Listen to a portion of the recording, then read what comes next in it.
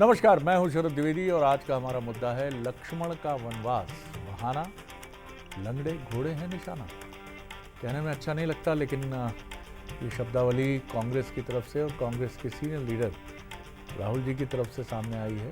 उनका जो भी मंतव्य हो बरा, तो कांग्रेस के सीनियर लीडर, पूर्व सांसद, पूर्व विधायक लक्ष्मण सिंह जी को निष्कासित, उनका निष्कासन हुआ है 6 वर्षों के लिए। क्या है कारण, तमाम चीज़ें, पार्टी के खिलाफ लगातार बयानबाजी और तमाम मुद्दे हैं।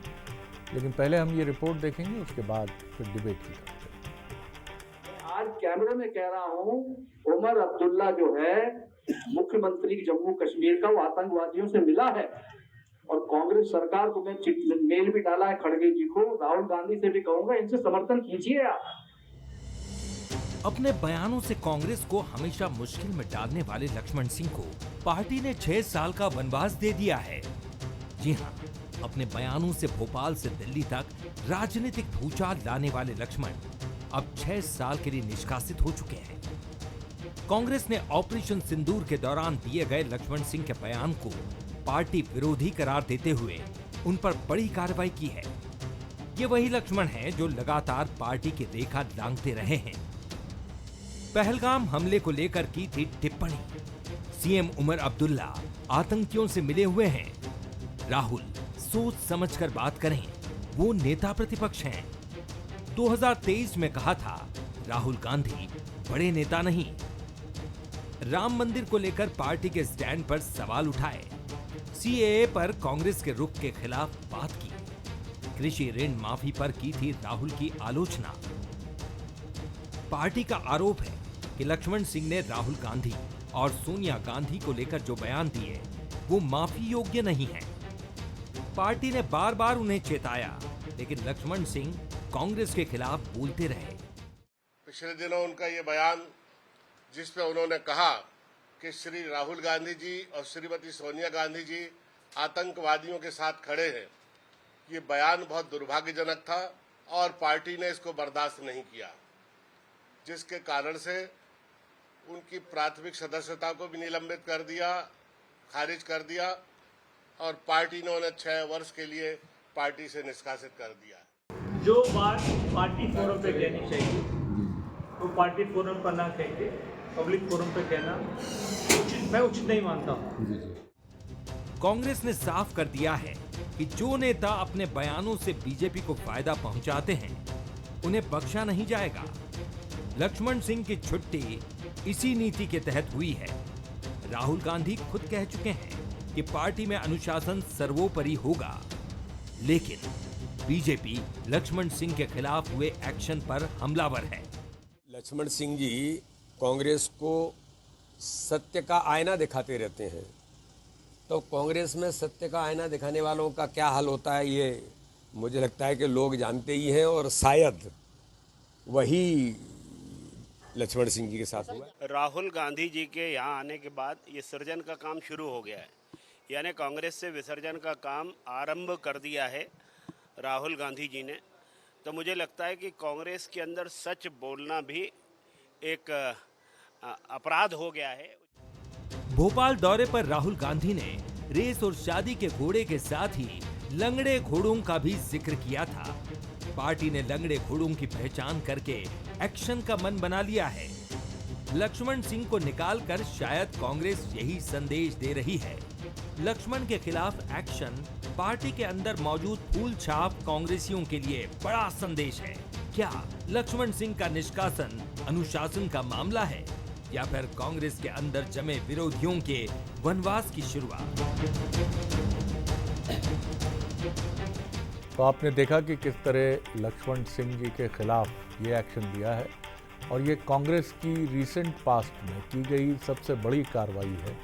और ये बताती है कि पार्टी अब सिर्फ इस तरह की बात ही नहीं कर रही है कि जो पार्टी के हितों के विरुद्ध जाएगा वो बाहर जाएगा, बल्कि उसने इसका एक बहुत स्ट्रॉन्ग मैसेज दिया है लक्ष्मण सिंह जी के माध्यम से, जो दिग्विजय सिंह जी के भाई हैं इस कारण, और प्रदेश की राजनीति में उनका कद और उनका महत्व बढ़ जाता है। लेकिन जिस तरह प्राइमरी मेंबरशिप और 6 वर्ष के लिए उनको पार्टी से निष्कासित किया गया है, एक कठोर कार्रवाई है। और ये बिल्कुल उसी तरह की कार्रवाई है जिस तरह की कार्रवाई बहुत ज़रूरी इस मायने में हो जाती है कि बीजेपी जिस तरह टॉलरेट नहीं करती है और वो इसी तरह के मजबूत फैसलों से उसने एक ऐसी छवि बनाई है पार्टी काडर के भीतर, जहाँ बड़े बड़े नेता ये जानते हैं कि वो भले ही कितने बड़े पदों पर रहे हों, लेकिन अगर उन्होंने अनुशासन की लक्ष्मण रेखा को लांघा तो वो पार्टी से बाहर जाएंगे और उनके राजनीतिक अस्तित्व पर बड़ा सवाल खड़ा होगा। पहले हमारे सवाल देख लीजिए। क्या लक्ष्मण सिंह के बहाने कांग्रेस ने लंगड़े घोड़ों को निशाने पर लिया है? क्या ये कार्रवाई भितरघातियों को कांग्रेस की अंतिम चेतावनी है?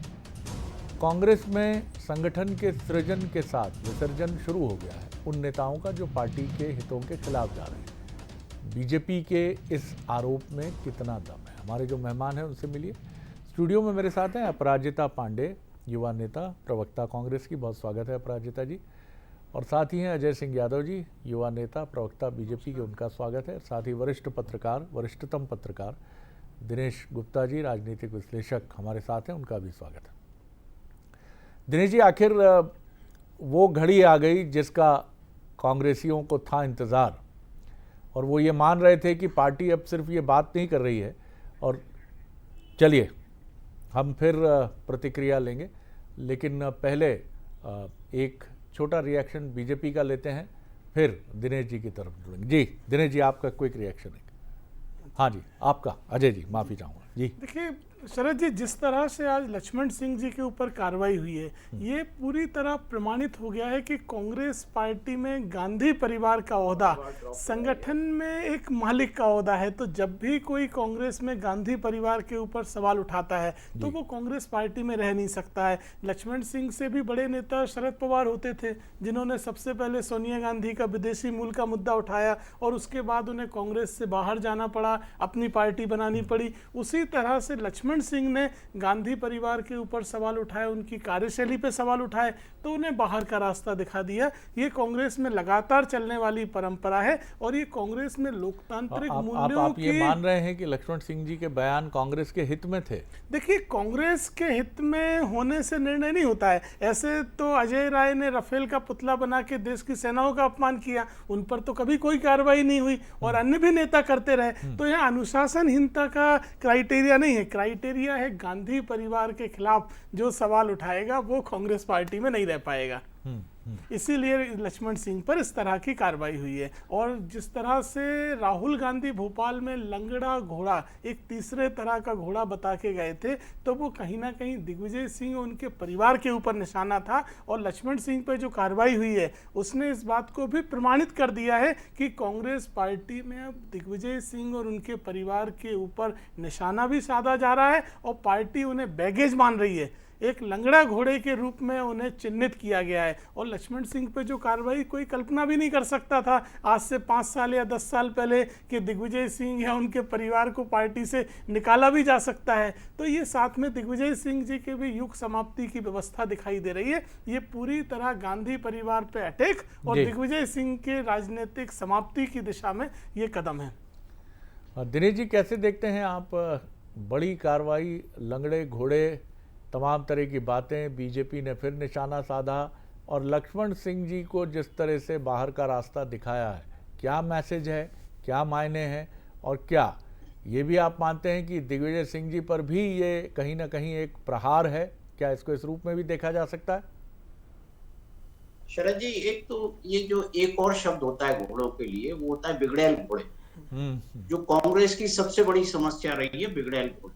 जो राहुल गांधी ने बहुत अच्छे से एक बात और कही थी कि कुछ 2-4 नेताओं के जो बयान होते हैं वो पूरी कांग्रेस पार्टी के लिए समस्या खड़ी करते हैं। तो ये जो लक्ष्मण सिंह का निष्कासन है, ये बिगड़ैल घोड़ों पर लगाम कसने की कोशिश के तौर पर देखते हैं। और ये जो दिग्विजय सिंह की जो स्थिति है, ये मानना चाहिए कि अभी तक तो वो ये पार्टी मौका दे रही थी कि दिग्विजय सिंह खुद ही ऐसे लोगों को नियंत्रित कि पार्टी को इस मामले में कुछ करना ना पड़े। आप देखिए, टिकट दिलवाने वाले दिग्विजय सिंह 2018 का जब मंत्रिमंडल बना तब से भी वो नाराज थे।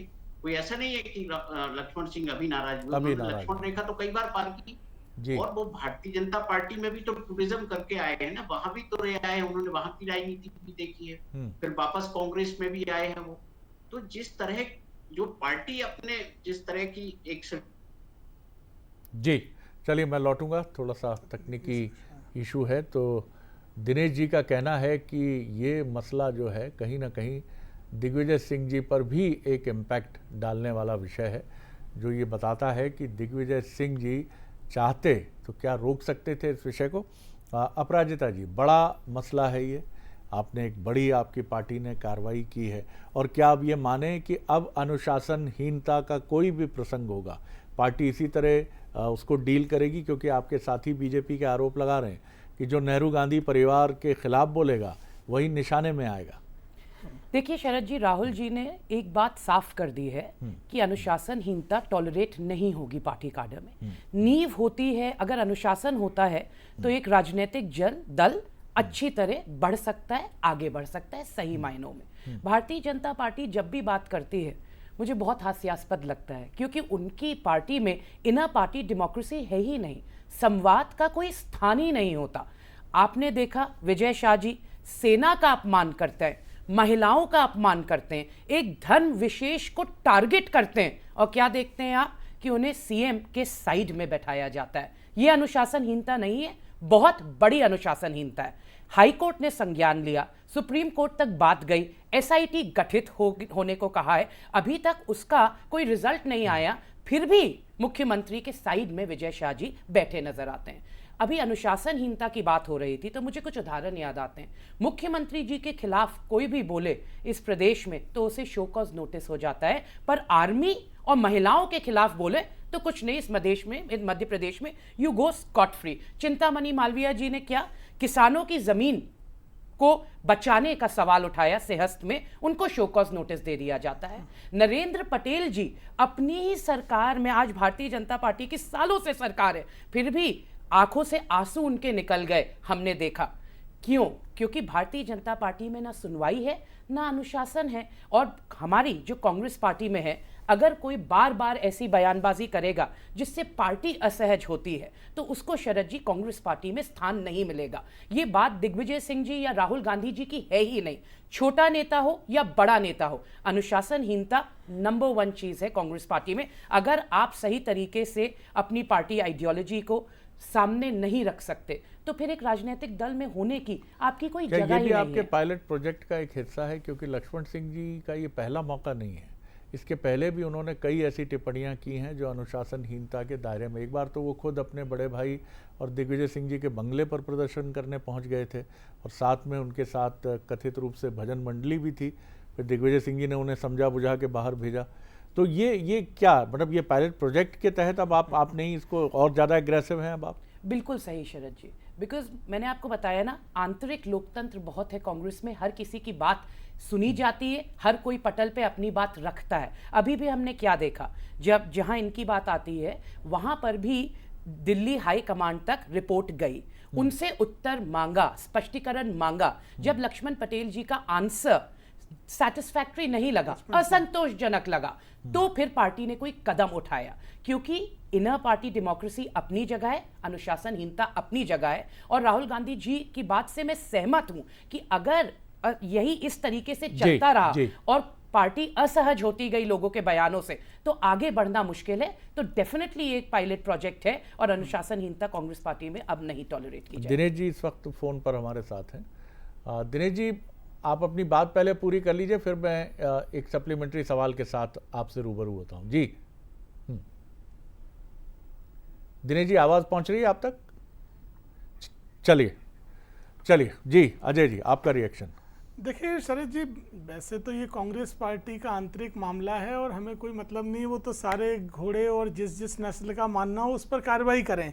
लेकिन ये एक ऐसा तर्क है जो कांग्रेस के नेताओं को स्वीकार करना पड़ेगा कि पिछले 70 सालों में कांग्रेस पार्टी में, चाहे वो जेबी कृपलानी के ज़माने से निजलिंगप्पा, मुरारजी देसाई, सीताराम केसरी, नरसिम्हा राव, शरद पवार तक, कांग्रेस में गांधी परिवार पे जिसने उंगली उठाई वो कांग्रेस पार्टी में रह ही नहीं पाया है। तो ये एक ऐसा सत्य है जो कांग्रेस को स्वीकार करना पड़ेगा कि गांधी परिवार कांग्रेस पार्टी में एक मालिकाना हक की तरह नेतृत्व कर रहा है। अगर कोई सवाल, जैसे लक्ष्मण सिंह जी का विवाद उठा, उन्होंने रॉबर्ट वड्रा जी के ऊपर क्यों कार्रवाई नहीं करी? रॉबर्ट जी ने भी तो कहा था कि ये पूरा देश में सांप्रदायिक वजह से पहलगाम हुआ। माइनस बराबर हो जाएगा सर, प्लस प्लस बराबर। ये दोनों पार्टियां ऐसी बातें करती हैं। देखिए कि साहब उनके यहाँ भी तो बोला, साहब उनको देख लो, इनके यहाँ देख लो। सर ये कैसे जस्टिफाई होगा? देखिए शरद जी, इस मामले में स्पष्ट तौर पर यह है कि कांग्रेस पार्टी में ये आंतरिक लोकतंत्र या अनुशासनहीनता का मामला नहीं है,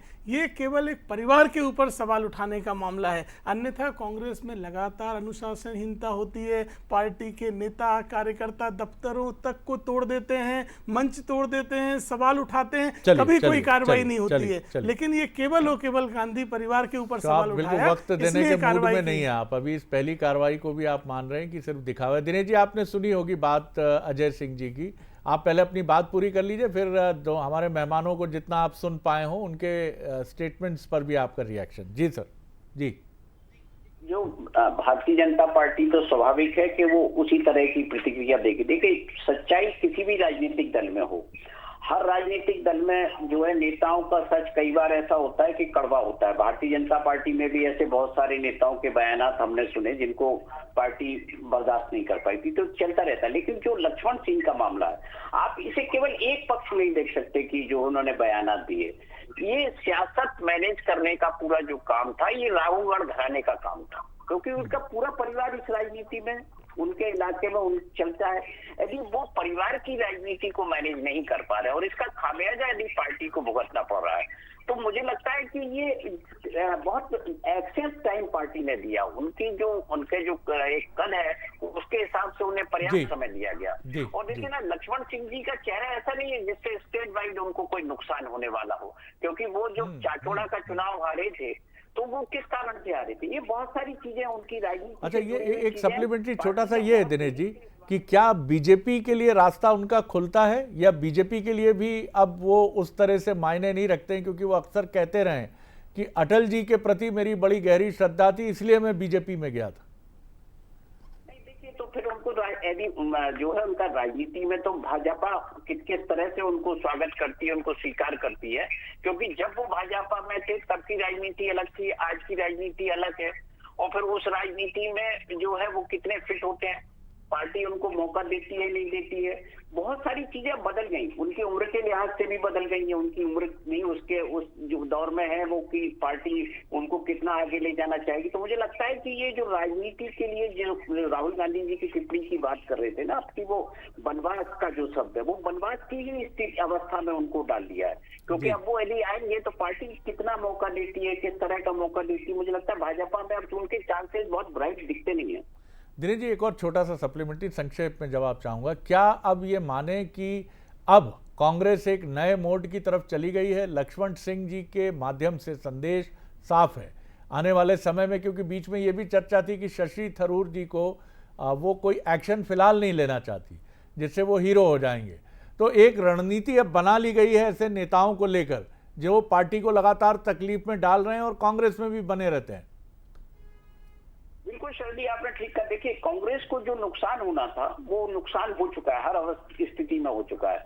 अब जिन लोगों को कांग्रेस छोड़कर जाना था उनसे वो जा चुके हैं वहां से। अब जो छोटे मोटे लोग बचे हैं, कहीं ना कहीं कांग्रेस पार्टी अपने भीतर एक डिसिप्लिन स्थापित करने की कोशिश कर रही है और लीडर से भी स्ट्रॉन्ग मैसेज देने की कोशिश कर रही है। लेकिन वो कितना जो है वहां का जो दूसरे लीडर्स का जो प्रेशर है वो कितना बर्दाश्त कर पाएगी, किंतु परंतु तो कितना बर्दाश्त कर पाएगी। जो हमेशा से कांग्रेस की समस्या रही है कि जो सोकॉल डेमोक्रेटिक हो जाती है ना वो कई बार, तो वो बहुत नुकसान करता है कि ये उनका जो डेमोक्रेटिक एक अप्रोच है वो मुझे लगता है उससे हटने की भी कोशिश करेगी कि पार्टी के भीतर जो लाइन होगी उसी पर नेताओं को बोलना चाहिए।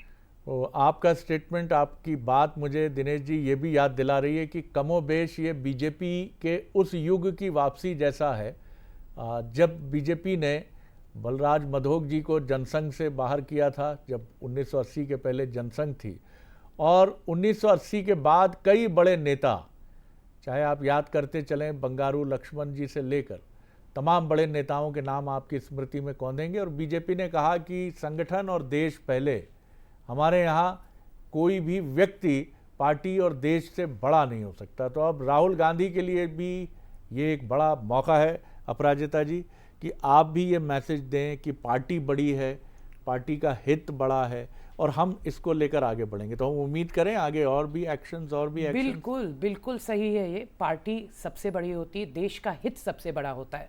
यही भारतीय जनता पार्टी को समझने की ज़रूरत है कि सेना बड़ी होती है, महिलाओं का सम्मान बड़ा होता है, विजय शाह बड़े नहीं होते। एक उदाहरण सेट करिए कि जो भी महिलाओं के खिलाफ बोलेगा, सेना के खिलाफ बोलेगा, उस पर कार्रवाई करेंगे। वाड्रा जी की भी बात आएगी, फिर वाड्रा जी की बात भी आएगी। हर किसी, शरद जी, हर किसी की बात आनी चाहिए जो सेना और देश के महिलाओं के विरुद्ध बोलता है।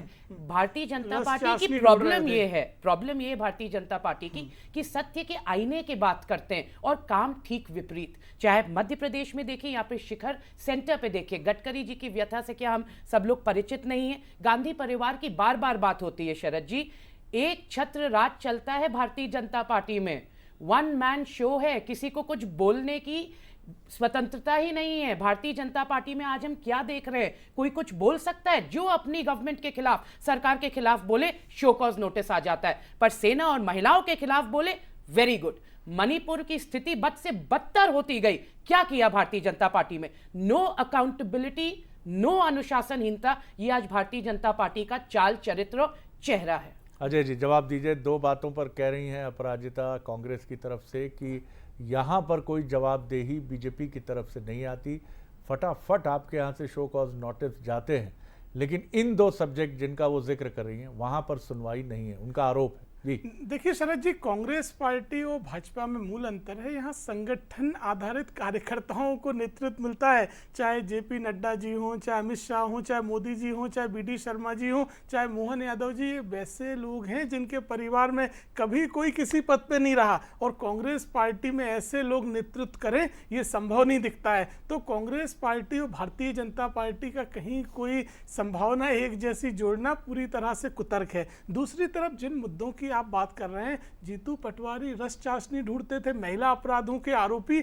आपके नेता प्रतिपक्ष, उपनेता प्रतिपक्ष, और आप ऐसी बातें करते हैं। कौन सा आईना चाहिए आपको? तो आपके कार्यालय में वही हम भिजवा देते हैं जिससे आपको दिखाई देता हो। तो ये तर्क नहीं हो सकता है। साथ ही लक्ष्मण सिंह जी के कुछ महत्वपूर्ण विषय भी थे। उन्होंने आर्टिकल 370 हटाने का समर्थन किया, राम मंदिर का समर्थन किया, और ईवीएम के खिलाफ जो कांग्रेस का झूठा प्रलाप था उसका विरोध किया। तो ऐसे नेता जिनने कांग्रेस पार्टी को आईना दिखाने की कोशिश लेने के लिए तैयार हैं? देखिए ये तो काल्पनिक प्रश्न है। अगर वो कभी आवेदन करेंगे तो पार्टी के नेतृत्व उस पर विचार करेगी। ना अभी कोई आवेदन हुआ है, ना ऐसा कोई आवेदन है। लेकिन कांग्रेस को सोचना चाहिए कि कांग्रेस में लोग रहना क्यों नहीं चाहते हैं। कांग्रेस को सोचना चाहिए कि ऐसा क्या दिवालियापन है कि कार्यकर्ता नेता कोई नहीं रहना चाहता। जब हम ये चर्चा कर रहे हैं उसी दिन जीतू पटवारी जी, पीसीसी चीफ मध्य प्रदेश का बड़ा इंपॉर्टेंट स्टेटमेंट है कि अन्य दलों से कांग्रेस में आए नेताओं को जिला अध्यक्ष नहीं बनाया जाएगा। तो कहीं वो मैसेज दे रहे हैं कि कांग्रेस से बीजेपी में जाकर बड़े पदों तक पहुंच सकते हैं नेता, लेकिन कांग्रेस शायद ये भी राहुल गांधी जी के उच्च स्तर पर तय हुआ है कि बाहर से आए हुए नेताओं को महत्वपूर्ण दायित्व तो नहीं देंगे। नहीं, बिल्कुल, यदि उनका ये पॉलिसी डिसीजन है तो मुझे लगता है इनसे उन वर्कर्स के लिए एक उम्मीद की किरण है जो पैराशूट लैंडिंग के खिलाफ हमेशा रही है। पैराशूट लैंडिंग से उनको समस्या हुई। हमने देखा ना कि भारतीय जनता पार्टी में तो पैराशूट लैंडिंग बड़ी आम हो गई है कि आप किसी भी राज्य में देख सकते हैं, दिल्ली में देख सकते हैं। लेकिन कांग्रेस यदि अपने आप को उससे अलग कर रही है तो वो बात वही होती है कि कितना अपने आप को अलग कर पाएगी। फिर वो कहीं लालच नहीं आ जाए कि नहीं इसको तो हमको बनाना ही पड़ेगा। ये कांग्रेस की सबसे बड़ी समस्या है, वो कितना भी अनाउंस कर दें। बिल्कुल सर, बिल्कुल, बहुत इंपॉर्टेंट बात है। तो देखना ये है कि बात निकली है तो फिर दूर तलक जाएगी और जाना चाहिए। अगर आप किसी बड़े परिवर्तन के सूत्रधार बनना चाहते हैं तो आपको कुछ कड़े और बेहद मजबूत फैसले पूरे देश में लेने पड़ेंगे, क्योंकि ये बिल्कुल सही बात है कि फूल छाप कांग्रेसियों ने कांग्रेस को बहुत नुकसान पहुंचाया है जो रहते कांग्रेस में हैं। अभी कुछ दिन पहले इसी कार्यक्रम में एक कांग्रेस के लीडर ने बड़ी इंपॉर्टेंट बात कही कि प्रधानमंत्री या मुख्यमंत्री के विरुद्ध तो हमारे कई कार्यकर्ता कुछ जिलों में आंदोलन के लिए तैयार रहते हैं, लेकिन वहाँ जो बीजेपी के प्रभावी भैया हैं उनको लेकर कहते हैं कि भैया से पारिवारिक रिश्ते हैं, भैया कठिन है इनके खिलाफ जाना। तो कांग्रेस अब कमर कस चुकी है तो कड़े फैसले होंगे तो निश्चित तौर पर जब आप सर्जरी करते हैं और काट छांट के दौरान जिस तरह बागवानी में हम करते हैं कि आपको ऐसे पत्तों को हटाना पड़ता है जो उल्टे आपके वृक्ष की या आपके पौधे की ग्रोथ रोक रहे हैं, तो ये काम तो अच्छा ही होता है। तो चलिए देखते हैं आगे क्या किस तरह से बढ़ता है। आप तीनों मेहमानों का बहुत शुक्रिया और आगे देखिए हमारा खास प्रोग्राम प्राइम मेट्रो। नमस्कार।